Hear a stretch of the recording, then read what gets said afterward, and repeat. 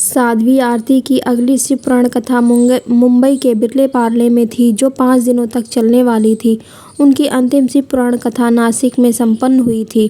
नासिक से मुंबई का रास्ता सड़क मार्ग से 5 साढ़े 5 घंटे का है, लेकिन कभी-कभी ट्रैफिक जाम होने की वजह से समय थोड़ा अधिक लग जाता। शाम को 4 बजे साध्वी आरती अपने काफिले के साथ निकल चुकी थी। उनके मुंबई प्रवेश करते-करते 10 बज चुके थे। अब उन्हें बिरले पार्ले जाना था। साध्वी ने मुंबई के नर-पिशाच के बारे में सुन रखा था, लेकिन जो शिव की भक्ति में रम जाता है, उसे मृत्यु का भय नहीं रहता। साध्वी आरती की इनोवा कार मुंबई में प्रवेश कर चुकी थी। रात्रि के 11 बज रहे थे, तभी एक प्रेमी युगल उनके कार से टकरा जाता है। आरती ड्राइवर से कार रोकने को कहती है। वह युगल उनके पास जाता है। लड़की साध्वी से जान बचाने की प्रार्थना करती है, क्योंकि एक नर-पिशाचनी उसके पीछे पड़ी थी। वह नर-पिशाचनी लीजा थी। साध्वी आरती उस युगल को कार के अंदर बैठने को कहती है। कुछ ही समय बाद आरती का सामना नर-पिशाच से हो जाता है। बड़े दांत और बड़े नाखून, सुर्ख चेहरा, डरावनी आंखों वाली लीजा भयानक व डरावनी लग रही थी। लीजा उन्हें देखकर भीषण अट्टहास करती है। लीजा, लगता है आज उन दोनों के साथ तुम्हारा भी खून पीने को मिलेगा। आरती, तू क्या मेरा खून पिएगी? तू मुझे छू भी नहीं सकती है। इतना कहकर आरती सड़क के किनारे एक बेंच पर बैठ जाती है और आंखें बंद कर ओम नमः शिवाय का जाप करने लगती है।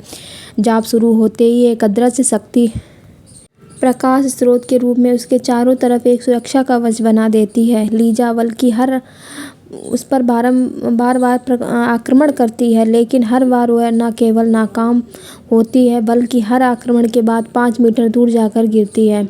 आरती का काफिला भयभीत होकर सब ये नज़ारा देख रहा था। उधर भैरवनाथ और रुद्र शमशान में साधना कर रहे थे।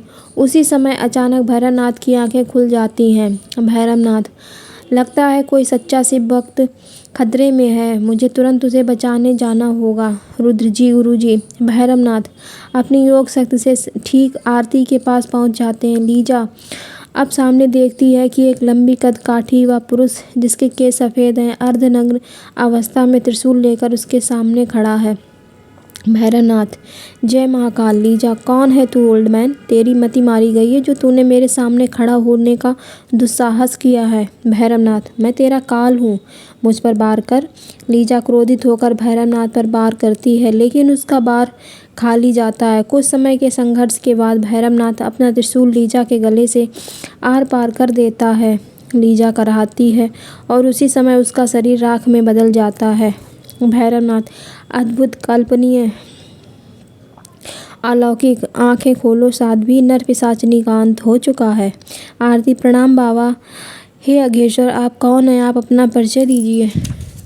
भैरवनाथ, मैं एक अघोरी भैरवनाथ हूँ। मैं अपने शिष्य रुद्र के साथ ड्रैकुला नामक शैतान का अंत करने आया हूँ।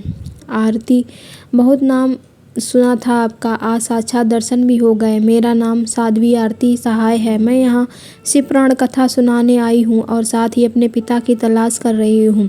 भैरवनाथ, बेटी तुम्हारे पिता का नाम क्या है? आरती, मेरे पिता का नाम डॉक्टर रमाकांत सहाय है। भैरवनाथ, वह एक समय पेशे से सर्जन हुआ करते थे और अब परम शिव भक्त हैं। आरती, हाँ बाबा, पर आपको कैसे पता? भैरवनाथ, तुम्हारे पिता कोलावा के शिव मंदिर में शिव की सेवा में लगे हुए हैं। उन्होंने हमें अपने मंदिर में शरण दी है। तुम्हारी तलाश समाप्त हो चुकी है। अगले दिन ही सुबह 6 बजे साध्वी आरती शिव मंदिर पहुंच चुकी थी। उसी समय उसके पिता शिव जी की आरती कर रहे थे। सुबह का वक्त था। 4-5 भक्त की नज़र आ रहे थे। आरती खत्म होने के बाद पुष्पेन सबको तीर्थ देता है और उसके बाद डॉक्टर सहाय उन सबको प्रसाद वितरित करते हैं।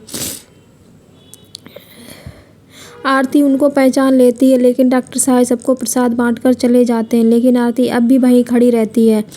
डॉक्टर सहाय मंदिर के अंदर कुछ काम में व्यस्त हो जाते हैं। तभी उन्हें एहसास होता है कि एक बालिका साध्वी के पेश में अभी भी खड़ी है। डॉक्टर सहाय, सुनो बेटी, क्या और किसी के लिए प्रसाद ले जाना चाहती हो? आरती ने कोई जवाब नहीं दिया। उसी आंखों से निरंतर आंसू बह रहे थे। डॉक्टर सहाय और आरती की दूरी 5-7 मीटर थी। डॉक्टर सहाय ने उसका चेहरा देखने की कोशिश की, लेकिन बिना चश्मे से अच्छी तरह देख नहीं पाए। जब उन्होंने चश्मा लगाकर देखा तो वह अपनी बेटी को देखकर हैरान रह गए और खुशी से उन्होंने अपनी बेटी को गले लगा लिया। आरती उनसे गले मिलकर रो पड़ी। आरती, पापा मुझे और मम्मी को माफ़ कर दो, हमने आपको घर से निकाल दिया। डॉक्टर साहब, अरे कोई बात नहीं बेटा, मैं यहाँ भी शिव की पूजा में ही लगा हूँ। इस तरह दोनों काफ़ी देर तक बात करते हैं। फिर आरती अगली शिव पुराण कथा सुनाने के लिए निकल पड़ती है। मनोचा और चित्रा की प्रेम कहानी आगे बढ़ने लगी है। चित्रा मनोचा के प्रेम जाल में पूरी तरह फंस चुकी थी।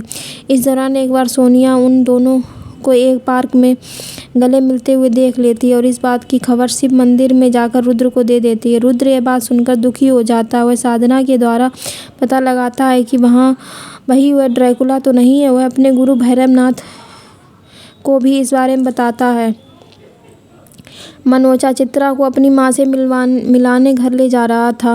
वह इस बात से बेखबर था कि रुद्र का सूक्ष्म शरीर वहाँ पहले से ही मौजूद है। कुछ ही समय में मनोचा की कार उसके आलीशान बंगले के पास आकर रुकती है। रुद्र देखता है कि चित्रा काफ़ी खुश नजर आ रही है और मनोचा के रूम में ड्रैकुला हाथ पकड़कर उसे अंदर ले जा रहा है। रुद्र उसका असली चेहरा देख पा रहा था। वह सूट पहना हुआ एक लंबा चौड़ा विशालकाय शैतान था जिसके दांत बाहर निकले हुए थे। चेहरा अत्यधिक गोरा था, आंखों के नीचे लाल धारियां थीं और चेहरा अत्यधिक भयानक था। मनोचा चित्रा को अपनी माँ से मिलाता है। उसकी माँ उन्हें देखकर खुश हो जाती है और दोनों को बैठने के लिए कहती है। फिर नौकर से चाय पानी का प्रबंध करने के लिए कहती है। मनोचा को भी अब एहसास हो गया था कि उसके ठीक सामने किसी की आत्मा बैठी हुई है और उसे लगातार देख रही है। उसे यह भी एहसास हो जाता है कि सामने बैठी आत्मा उसके असली रूप को पहचान गई है। समक्ष बैठा रुद्र क्रोध की अग्नि में जल रहा था, लेकिन सूक्ष्म शरीर होने की वजह से वह कुछ नहीं कर सकता था। मनोचा बात करते करते बार बार रुद्र की तरफ ही देख रहा था। माँ, बेटा, बार बार तुम इसे सोफे की तरफ क्यों देख रहे हो? मनोचा, कुछ नहीं माँ, बस ऐसे ही। माँ, चित्रा आपको कैसी लगी? रुद्र फुर्ती से चित्रा के गाल पर एक चुम्बन लेकर बाहर की तरफ निकल जाता है। यह सब इसी जल्दी होता है कि मनोचा सिर्फ हाथ मचलते हुए रह जाता है। चित्रा को भी महसूस होता है कि उसकी गाल पर किसी का स्पर्श हुआ है। काउंट ड्रैकुला अभी मजबूर था। आगे की स्टोरी सुनने के लिए चैनल को लाइक करें, शेयर करें एंड सब्सक्राइब करें।